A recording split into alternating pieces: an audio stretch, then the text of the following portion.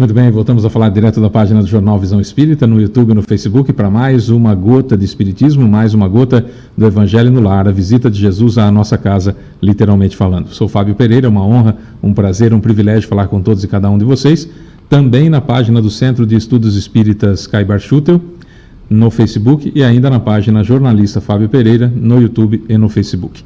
Seja muito bem-vindo, a gente grava o nosso Evangelho no Lar, para que você possa fazer também o seu aí, de repente você é o único espírita da casa, ou você mora sozinho, ou ainda tem dificuldade para ler em voz alta, interpretar o Evangelho, fazer uma leitura edificante, comentar, enfim. Muitas famílias fazem isso, reúnem-se, colocam o nosso Evangelho no YouTube e fazem o Evangelho conosco. A gente faz o Evangelho completo. A oração inicial, uma leitura edificante, nós estamos utilizando o livro Caminho, Verdade e Vida, de Emmanuel por Chico Xavier. Hoje caiu o Tesouro Maior. A gente vai ler e explicar sobre isso no Evangelho segundo o Espiritismo. Estou de Evangelho Novo, que eu ganhei de uma querida amiga aqui. Vamos ver se dá para ver aqui. Ó. Esse tem a tradução do ID, Instituto de Difusão Espírita de Araras, do Salvador Gentili. É um pouco mais fácil para mim, então eu leio isso. E o meu outro está de Judiação. Ele está meio caidaço aqui, né? Então vou preservar ele, guardar aqui como lembrança e começar um novo aqui. Tá bom? Bom, aqui caiu o capítulo 21, haverá falsos profetas e falsos cristos, e o item é o número 10, assinado por Erasto, os falsos profetas da erraticidade. A gente vai falar sobre isso também, ler e explicar, e no final a gente vai fazer a oração final. Aqui está a minha água, você vai colocar também aí uma água para você. O Fábio vai benzer minha água, eu não benzo nada. Isso aí são os mentores que vão aí à sua casa, e Jesus, claro, que a visita de Jesus à nossa casa, e aí essa água vai ser fluidificada, tá bom? É isso, e na oração final a gente já coloca, a gente já pede para Jesus, né, diretamente quem que nós gostaríamos que fosse beneficiado por essas vibrações que vão ser colocadas na água, tanto para cura física quanto para cura perispiritual. Beleza? Então vamos começar, vamos lá.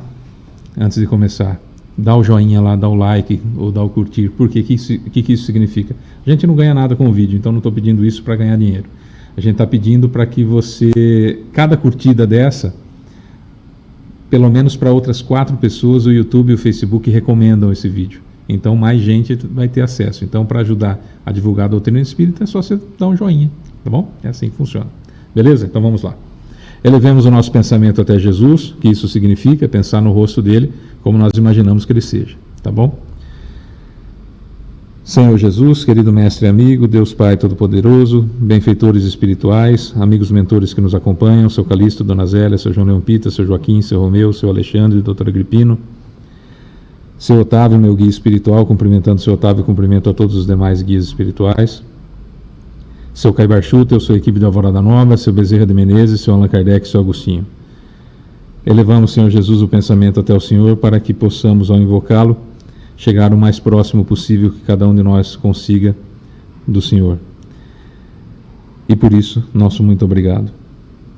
No quesito gratidão, mestre, gostaríamos de começar agradecendo por tudo de bom que nos aconteceu na última semana, agradecer também por tudo de ruim que não nos aconteceu na última semana, e claro, agradecer também por tudo de ruim que efetivamente tem acontecido conosco na última semana, porque afinal de contas é aquela sensação de já foi, uma coisa a menos para nos preocuparmos, um débito a menos para sermos cobrados, ou melhor, uma dívida a mais paga, quitada, responsabilizada, e por isso nosso muito obrigado. No quesito pedidos, mestre, gostaríamos de pedir ao Senhor que não olhe as nossas imperfeições, mas a fé que existe no nosso coração, o desejo de acertar mais do que errar, o desejo de ser útil, o desejo de fazer o certo em vez do fácil. Pelo seu acréscimo de misericórdia também, Senhor, nós apelamos nesse momento para que tenhamos o seu auxílio, para que possamos ser o menor entrave possível na divulgação da sua doutrina. Então, como somos mais de 2 reunidos em teu nome, sabemos da sua presença em meio a nós, e por isso já agradecemos. Com a sua autorização e permissão, então, mestre, damos por iniciado o nosso Evangelho no Lar, e que assim seja. Bom, sempre que a gente faz o Evangelho utilizando o livro Caminho, Verdade e Vida, de Emmanuel por Chico Xavier, a gente lembra que esses capítulos têm sempre um trecho do Novo Testamento. E aí a gente gosta de falar sobre esse assunto. O trecho que caiu de hoje é de Lucas, capítulo 12, versículo 34, que diz o seguinte: porque onde estiver o vosso tesouro, ali estará também o vosso coração. Nas traduções mais novas, pois onde estiver o teu tesouro, aí estará também o teu coração. Não muda nada, é só o pronome. O fato é que onde está o teu tesouro, aí também está o teu coração, o meu coração, o nosso coração, ou seja, aquilo que a gente ama de verdade. A filosofia diz o seguinte: a cabeça pensa a partir de onde estão plantados os pés. E isso é um ponto extremamente interessante para nós analisarmos. A partir de onde eu acho que me encontro e nos conceitos, preconceitos, pós-conceitos, valores, dogmas e crenças que eu tenho, ali estará o meu coração. Então é muito importante que nós espíritas entendamos cada vez mais que somos cristãos. Isso é um fato. Somos cristãos. O Evangelho de Lucas foi escrito, segundo alguns estudiosos, por volta do ano 60 depois de Cristo. A grande maioria coloca um período maior, entre 60 e 70 depois de Cristo, na região da Galileia, onde hoje é a Palestina.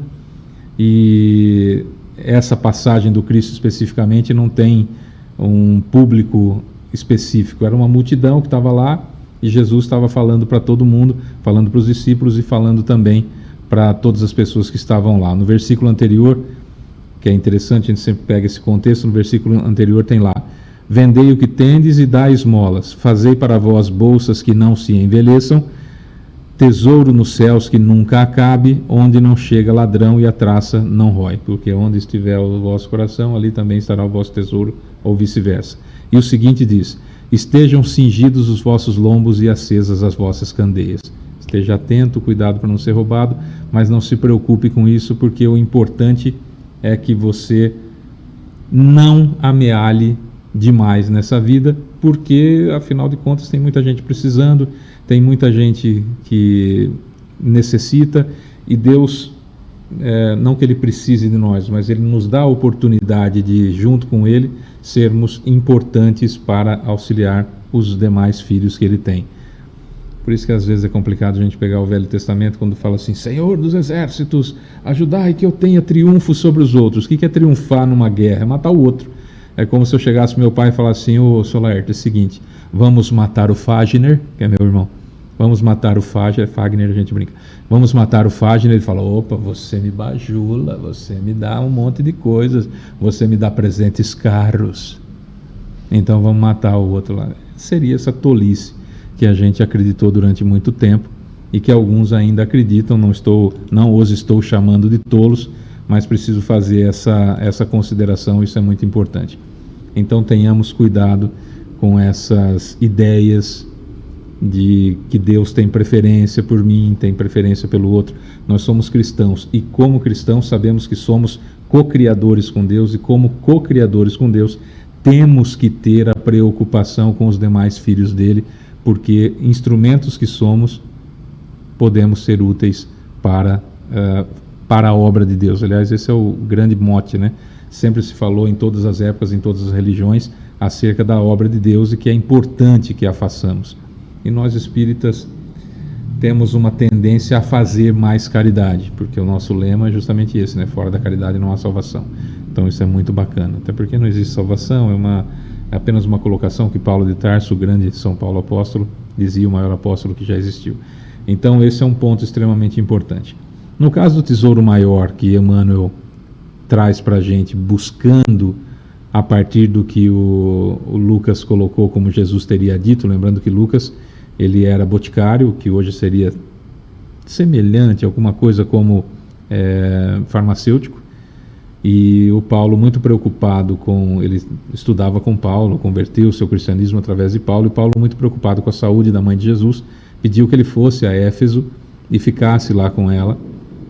E foi lá que ele começou a fazer uma série de perguntas, uma série de entrevistas, vamos usar esse termo, entrevistas com Maria e com as demais pessoas que lá estavam, discípulos e não discípulos, mas que conheceram a história de Jesus, e foi aí então que ele fez o evangelho dele, com base naquilo que disse Mateus, que ele tinha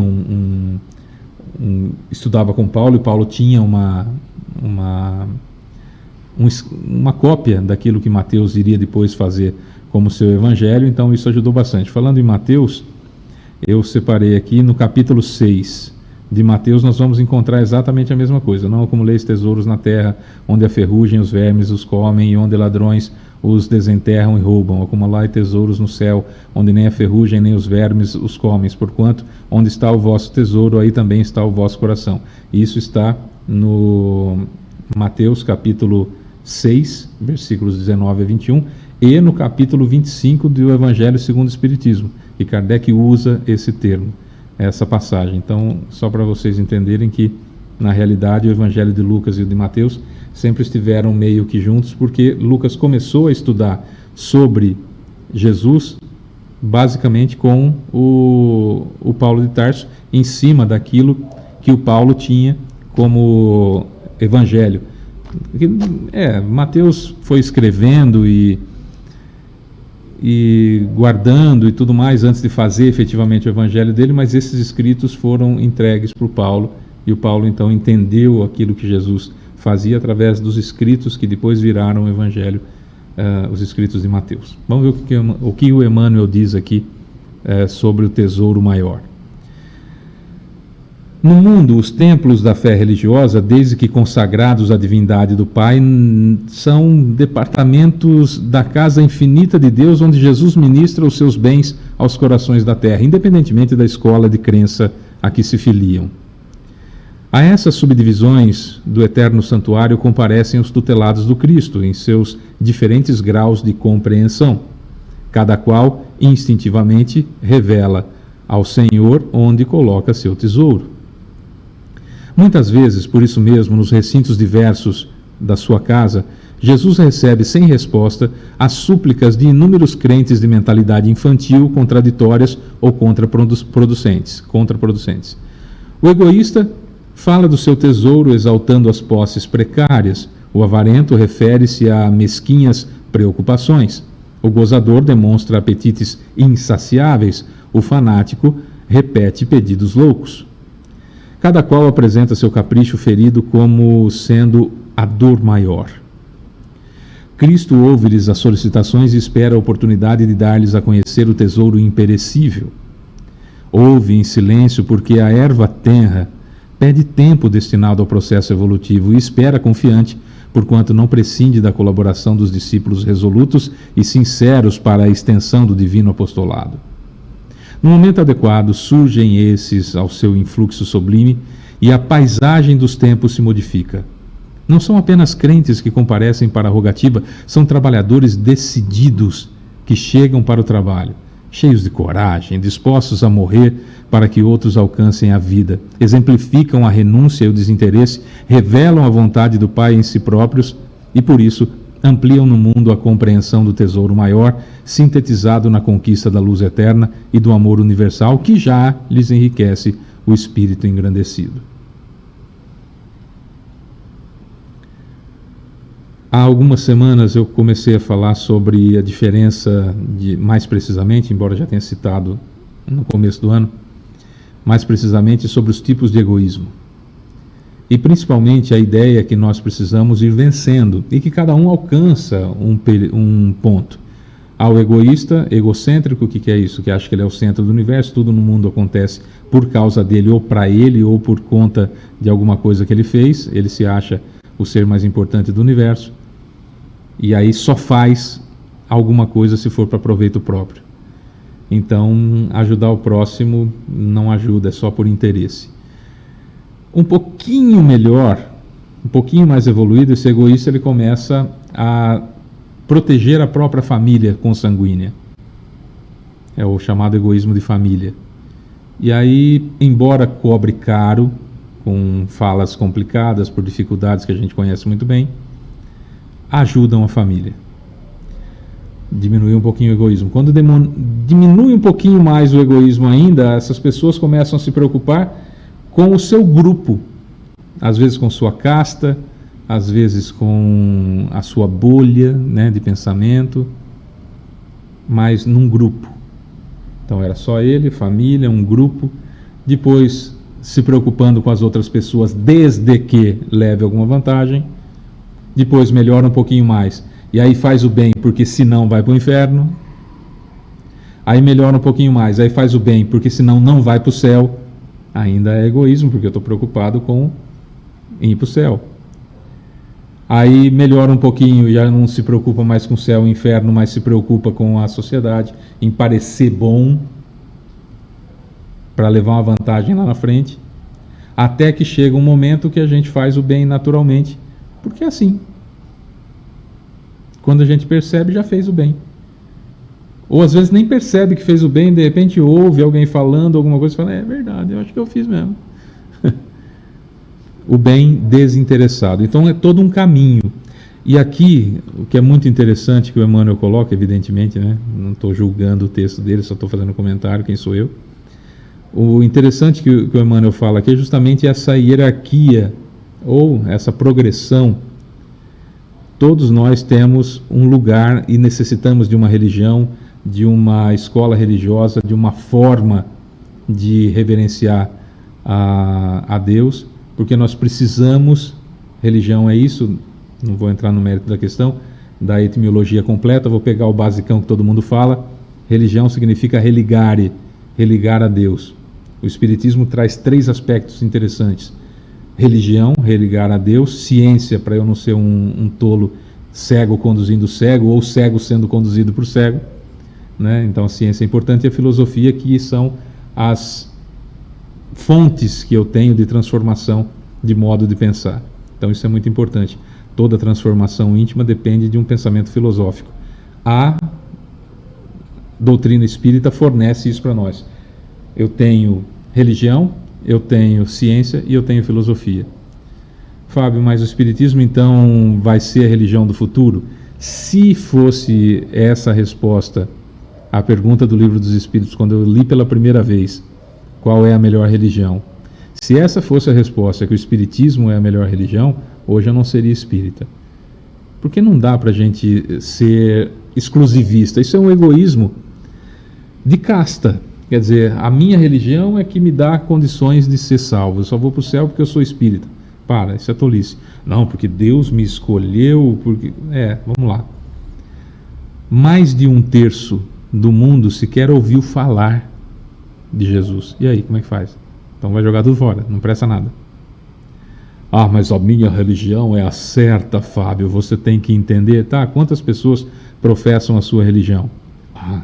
10 milhões de pessoas. Nossa, que bacana, 10 milhões de pessoas. Quantas pessoas desses 10 milhões que você está falando realmente vivenciam o Cristo? Não, 10 milhões de pessoas. Ótimo, vamos lá.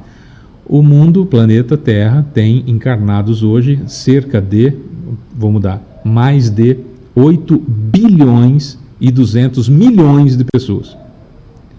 Então Deus vai pegar 10 milhões, que é da sua igrejinha, da sua religiãozinha, e vai pôr no céu, e vai jogar fora 8 bilhões e 200 milhões de pessoas, porque só vocês são mais bonitos, os olhos de vocês são mais atraentes, e vocês amam Deus de uma forma diferente, e como ele é pior do que eu, pior do que você, ele então, esse aqui me bajulou mais, né? Então esses todos vão para o céu, vocês, hasta la vista, baby.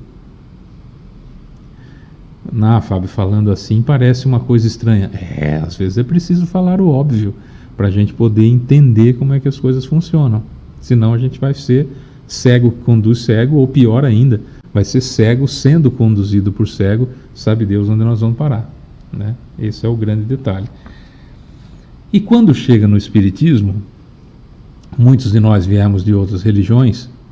Eu vim de outra religião, eu passei pela Igreja Católica, estudei várias religiões, não me adaptei em nenhuma delas, até que fui ler o Livro dos Espíritos, que ganhei de uma conhecida da minha mãe, e aí li o livro, devorei esse livro muito rapidamente, não lendo nada, nenhum comentário desse tal de Kardec, que eu não sabia quem era, só as perguntas e as respostas.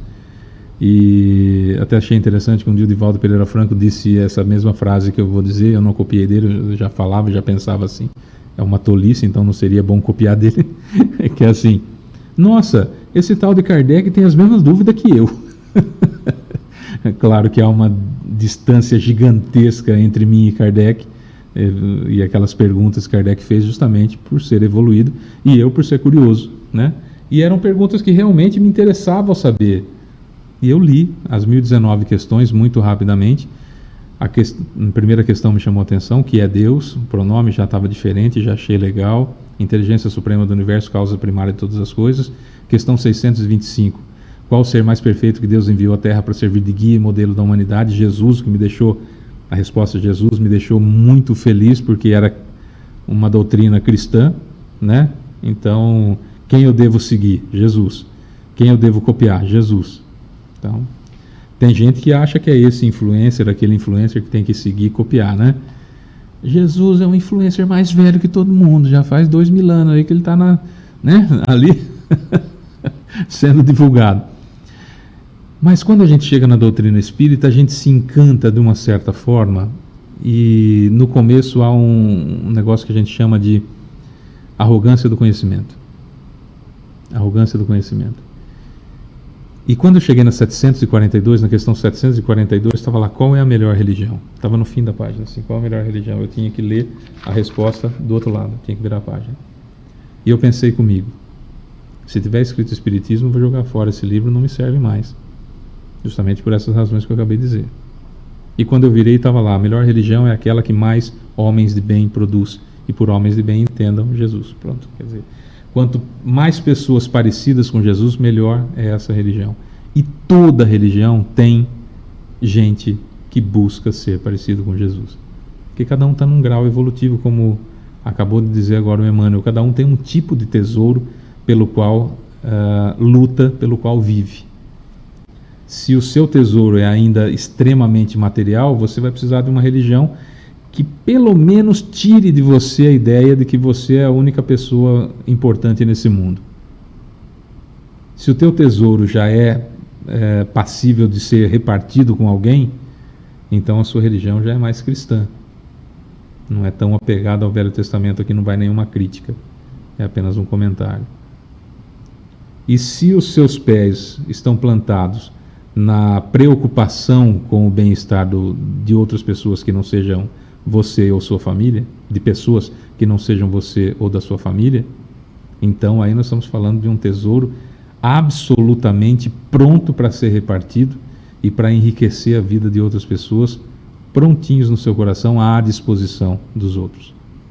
Mas a arrogância do conhecimento, quando nós chegamos no Espiritismo, nos coloca num certo perigo, que são as manifestações. E quando a gente começa a ter contato com os espíritos desencarnados, porque espírito encarnado a gente vê toda hora, né? Com os espíritos desencarnados, a gente começa a esquecer de uma frase bastante importante que eu copiei do meu pai e eu uso há muitos anos nas minhas palestras, que é: o sujeito morreu, continua e presta, continua prestando. O sujeito morreu, não prestava, ele continua não prestando, porque o que morreu é o corpo. Apenas o corpo que morreu. Ele continua vivo. E as características boas ou ruins de cada um de nós dizem respeito a mim, espírito, não ao meu corpo. Não é? Não ao meu corpo. Por isso que espírita não pode ser racista. É inadmissível o espírita ser racista, porque sabe que o corpo é uma roupa carnal que nós estamos usando. O espírita não pode ser xenofóbico, porque nós já nascemos em 65 mil encarnações, nós nascemos para tudo quanto é canto desse planeta. O espírita sabe que não deve ser idiota. Deveria saber, porque ser idiota faz muito mal. A gente tem preconceito, a gente tem preconceito, a gente tem uma pressa gigantesca em julgar, a gente tem uma severidade, uma gana de julgar com severidade, de ser duro, de ser firme. Quando é conosco a gente diz, então, mas sabe que é? Então, mas também, né, no meu lugar, eu conheci uma querida amiga que ela dizia assim: olha, eu fiz tal coisa, mas no meu lugar qualquer um faria, hein? No meu lugar qualquer um faria. E digo para você, faria até pior, porque eu sou melhor do que as outras pessoas. Mas no meu lugar, qualquer um faria. E tem essas pessoas, tem outras pessoas que, como podemos ser qualquer um de nós, que medem o mundo pela sua régua. O que é isso? Vou dar um exemplo bobinho. Eu tenho um amigo que ele é exatamente assim. Vou dar um exemplo bobo, simples. Não sei por que colocam cebola na pizza. Ninguém gosta de cebola na pizza. Eu tiro por mim, eu não gosto. Esse meu amigo, ele sempre falava isso. Ninguém compra carro desse tipo, viu? Tiro por mim, eu não compro. Quer dizer, ninguém, nós estamos falando de 8 bilhões e 200 milhões de pessoas. O brasileiro não sabe votar. Você é... Sou brasileiro. Ah, tá. Por que você não está incluído aí? Não. Eu voto no fulano. Aí você ouve, você fala, é. Jura? E aquela pressa de julgar que muitos de nós temos. Mas quando a gente recebe uma informação do plano espiritual, a gente não tem pressa de julgar. Principalmente se o Espírito disse uma coisinha bacana que a gente queria ouvir. E se o sujeito prestava e morreu, continua prestando. Se ele não prestava, morreu, continua não prestando. E a grande maioria das pessoas que a gente conhece aqui no planeta Terra, por ser de provas e expiações, a maioria não presta. Então nós estamos falando de uma quantidade gigantesca de espíritos do lado de lá, desencarnados, que não tem lá muita vontade de trazer coisa boa de informação para nós. E eu vi um vídeo hoje de madrugada que foi muito interessante, um sujeito que daqueles que agora sabem tudo o que acontecia na vida do Chico Xavier, e o Chico Xavier contou segredos só para eles. Agora já não é mais só aquele famoso que fala manso assim, o Chico me disse, não é, que tem um cabelinho perdido no meio, não é só esse, agora tem um outro também. E esse outro, ele falou assim, porque quando eu cheguei, quando eu me tornei médium, eu fui falar com Chico Xavier e ele já me colocou para receber espíritos superiores e as mensagens do alto. Eu falei, olha rapaz, Divaldo Pereira Franco, Chico Xavier e tantos outros, Raul Teixeira, Emanuel Cristiano, tantos outros que a gente conhece, começam com exercício, né? Depois vamos atender os sofredores, para depois ter os espíritos superiores. Esse não, né? Já começou, o Chico já olhou para ele, vai receber os graúdos, percebeu o plural, né? Vai receber os graúdos, depois lá. E ele disse, então eu recebi muitas revelações que dava até para atualizar o espiritismo. Eu falei, rapaz, se eu pudesse mandar um comentário para ele, ele falou assim, dá uma benção, tio. Porque no plano espiritual, no mundo espiritual, há falsos profetas. Kardec chama de erraticidade o período entre uma encarnação e outra. O termo não remete a necessariamente estar em erro, cometendo erro. Na tradução do francês para o português ficou erraticidade, no francês também dá mais ou menos a mesma conotação, mas foi o termo que ele usou para dizer, olha, o sujeito desencarnou aqui, o corpo dele morreu. Até ele encarnar de novo, nós vamos chamar esse período de erraticidade. Poderia chamar esse período de chasmansas. Então a gente falava, os falsos profetas e chasmansas. Seria tudo a mesma coisa. O período é entre uma encarnação e outra, que Kardec chamou de erraticidade. Esse texto é de Erasto. Erasto é conhecido no Livro dos Médiuns quando ele diz assim, é preferível negar 10 verdades do que aceitar uma mentira. Erasto era discípulo de Paulo de Tarso, na carta aos Romanos, na carta a Timóteo, e mais uma carta, deixa eu só ver aqui, porque eu anotei para não esquecer, porque depois de uma certa idade a gente acaba esquecendo. Atos dos Apóstolos, carta aos Romanos e carta a Timóteo, Paulo faz citações ao Erasto. Erasto que era discípulo de Paulo e um grande colaborador da doutrina espírita, desencarnado, evidentemente, dando manifestações. E essa daqui dos falsos profetas da erraticidade, do período entre uma encarnação e outra, é assinado por Erasto, que diz o seguinte: os falsos profetas não estão somente entre os encarnados, estão também, e em maior número, entre os espíritos orgulhosos que, sob falsa aparência de amor e de caridade, semeiam a desunião e retardam a obra da emancipação da humanidade, lançando de permeio seus sistemas absurdos que fazem os médios aceitarem, e para melhor fascinar aqueles que querem enganar, para dar mais peso às suas teorias, se ornam sem escrúpulo de nomes que os homens não pronunciam senão com muito respeito. São eles que semeiam os fomentos de antagonismo, de combate, de embate entre os grupos, que os compelem a se isolarem uns dos outros, a se verem com maus olhos.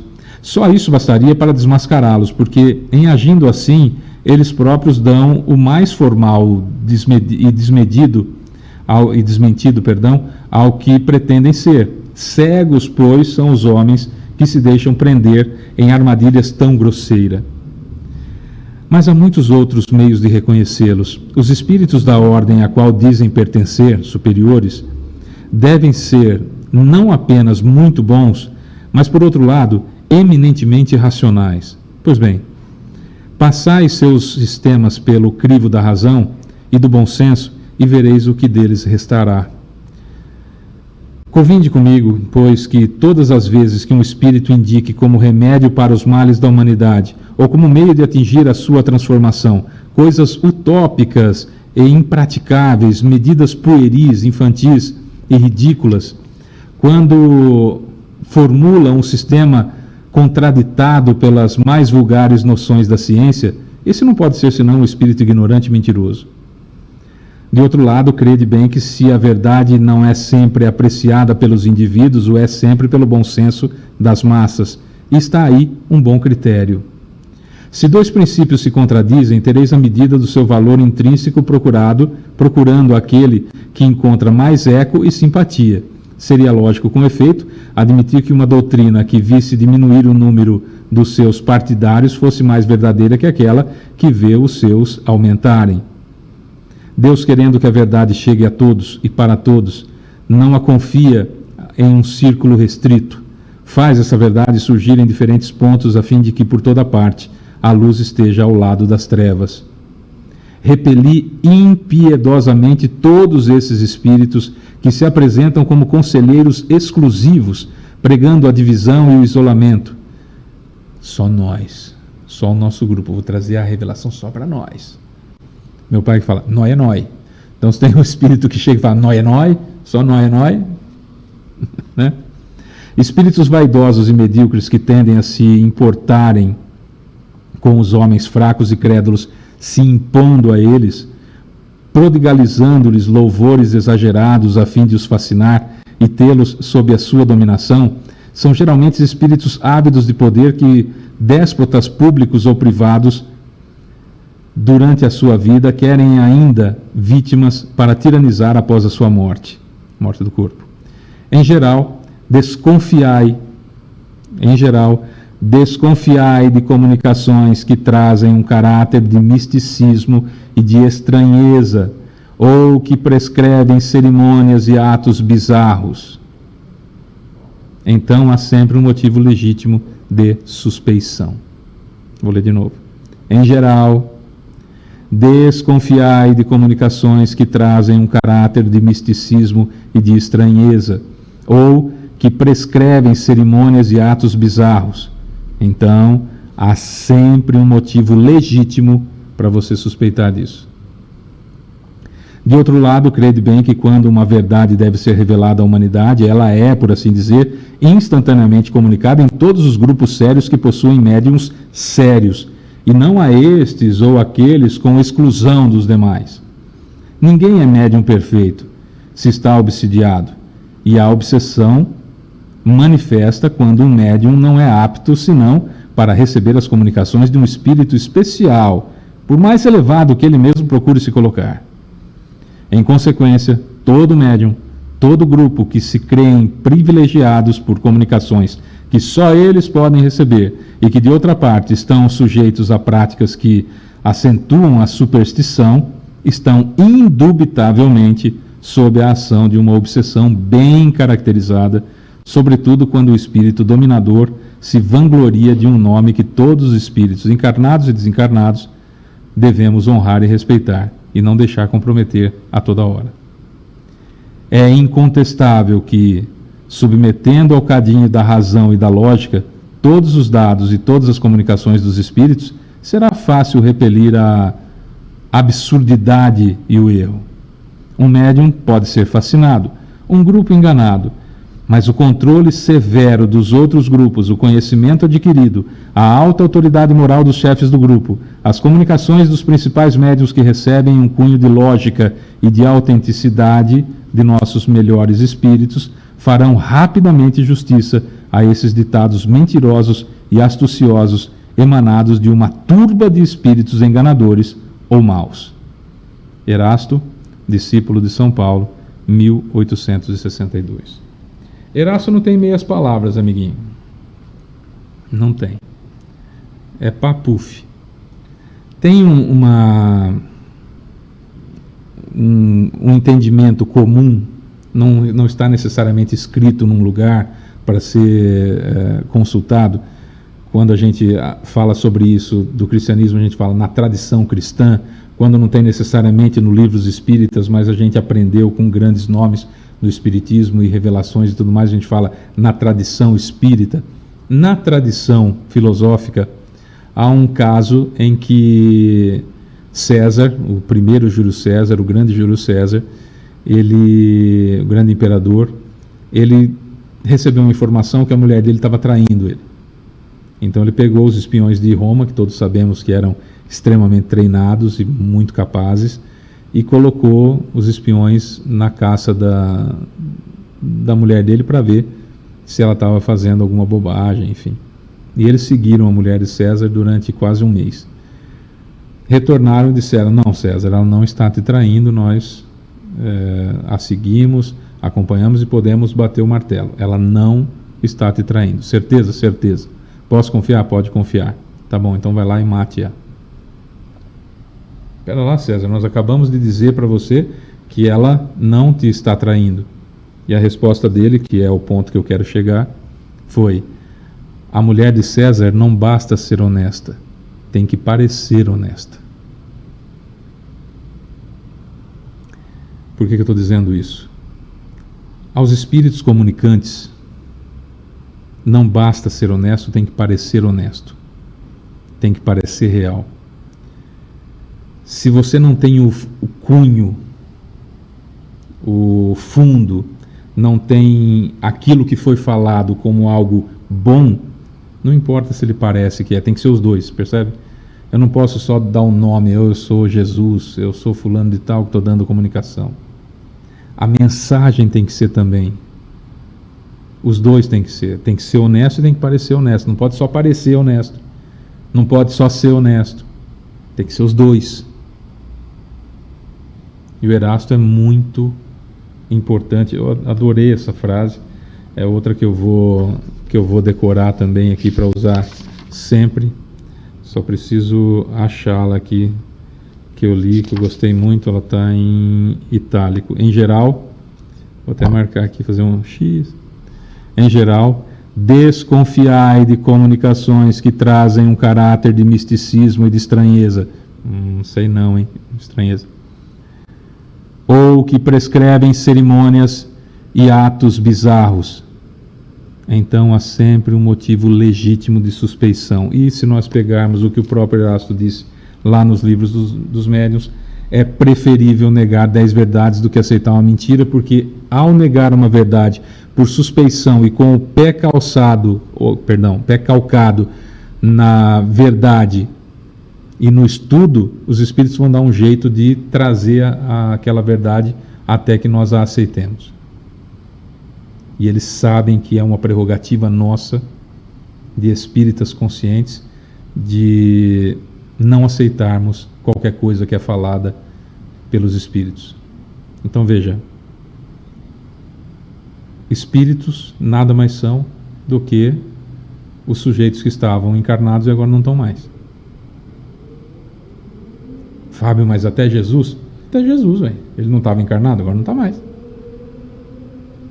Todo e qualquer espírito esteve encarnado, quer seja na Terra ou em algum outro lugar, esteve encarnado. Certo? Isso é fato.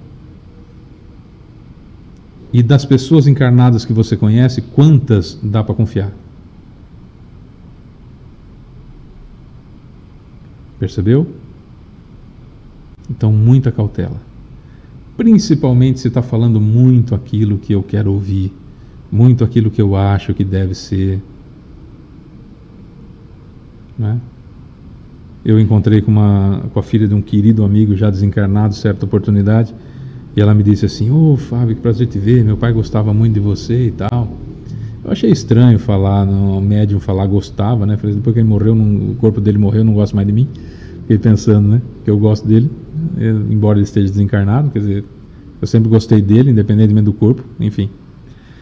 Brincadeiras à parte, porque também, né, limpar o veneno, que também não sou santo ainda, infelizmente para mim, né? Mas enfim. Ela falou assim: "Nossa, nós montamos um grupo agora, gostaria que você fosse um dia, porque nós estamos recebendo as novas revelações".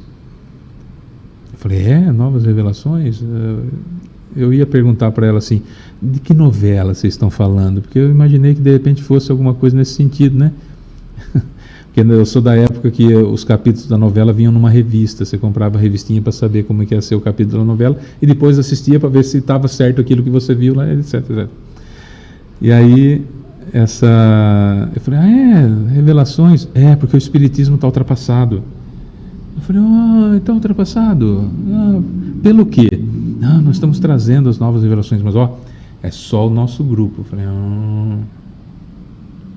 um dia eu passo lá. Pode ser, só se eu forçar demais a barra para... né?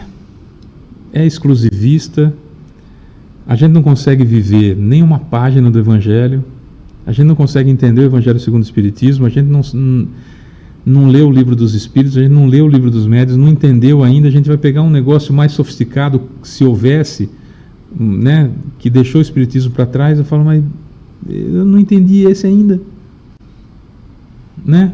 Eu tenho que entender. Seu Caibar Schutel, o grande Caibar Schutel, dizia que se nós conseguíssemos vivenciar uma página do Evangelho, nós não precisaríamos mais encarnar na Terra. Tem gente que é médium, e isso é inadmissível.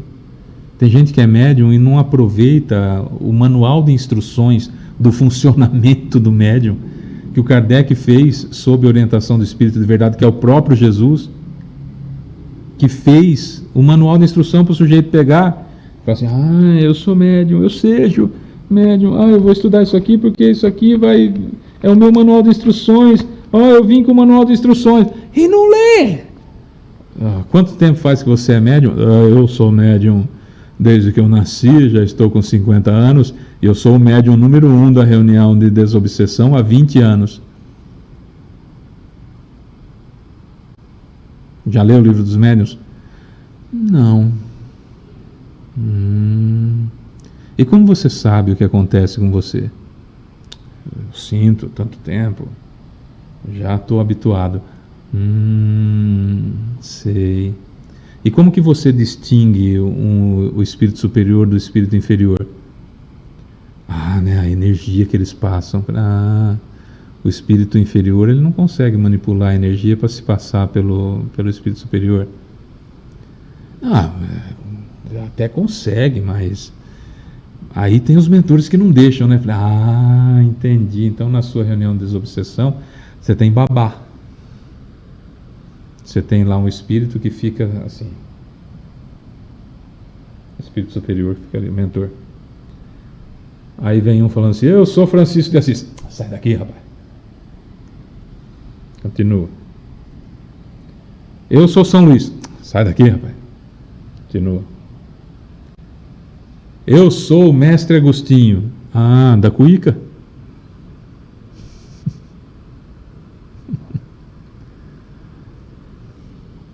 Se nós formos buscar as orientações de grandes como Emmanuel, que fala sobre o tesouro maior da importância do nosso coração estar coadunado com o nosso pensamento, e que cada um está numa escala, e nessa escala evolutiva que nós nos encontramos, precisamos de uma religião que contemple aquela nossa evolução, que isso é importante.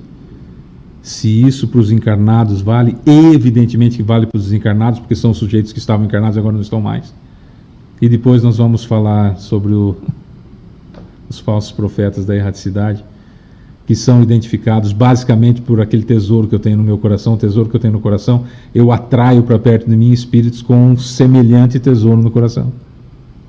Se eu não for utilizar a base dos grandes que se empenharam para trazer as técnicas para colocar em prática para colocarmos em prática nós espíritas, para que eu estudo espiritismo?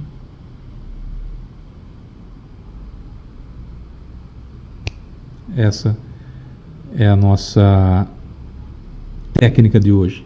Raciocina, pensa, duvida, passe pelo crivo da razão. Se foge ao seu conhecimento, busque locais, pessoas, enfim, centros espíritas, estudos que possam te orientar acerca dessa situação. E se ainda assim ficar alguma dúvida, é preferível negar 10 verdades do que aceitar uma mentira. Beleza? Vamos então para a fluidificação da água. Ah, Fábio, peraí que eu vou pegar a minha água aqui e colocar do lado do celular para você benzer. Eu não benzo nada. Quem vai fluidificar a água é Jesus e a turma dele que está aí na sua casa no momento que você está fazendo o evangelho, tá? Agora nós vamos doar, desprender de nós a energia magnética, portanto, nossa parte animal, vamos dizer assim, né? Ou humana, tanto faz. E aí a gente vai fazer o nosso pedido para quem nós gostaríamos que essa água fosse um grande remédio para o perispírito e para o corpo. Beleza? Então vamos lá. Elevemos mais uma vez o pensamento até Jesus. Senhor Jesus, querido mestre e amigo, Deus Pai Todo-Poderoso, benfeitores espirituais nomeados e não nomeados que aqui estiveram, nossos guias espirituais, seu Caibar Chuta, sua equipe de Alvorada Nova, seu Bezerra de Menezes, seu Allan Kardec e seu Agostinho.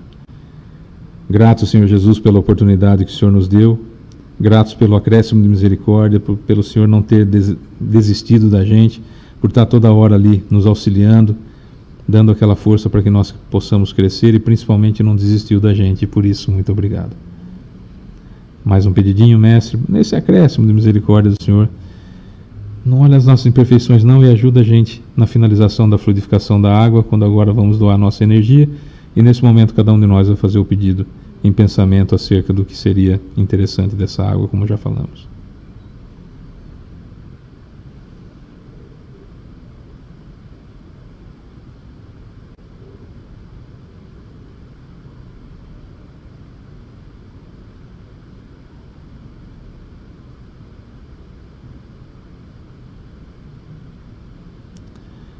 É isso, Senhor Jesus, muito obrigado, um beijo enorme no coração, até a próxima semana, se Deus quiser. Muito obrigado pela visita, contamos com o Senhor mais uma vez, tá bom? Que assim seja. Você que esteve conosco aqui no nosso Evangelho no Lar, um beijo enorme no seu coração. Domingo, 10 horas da manhã, tem bate-papo sobre Espiritismo, é ao vivo. E o Evangelho toda quarta-feira a gente disponibiliza para você. Você fica por aí, então, ó, beijo enorme para você que fica. Até a semana que vem, se Deus quiser. Tchau.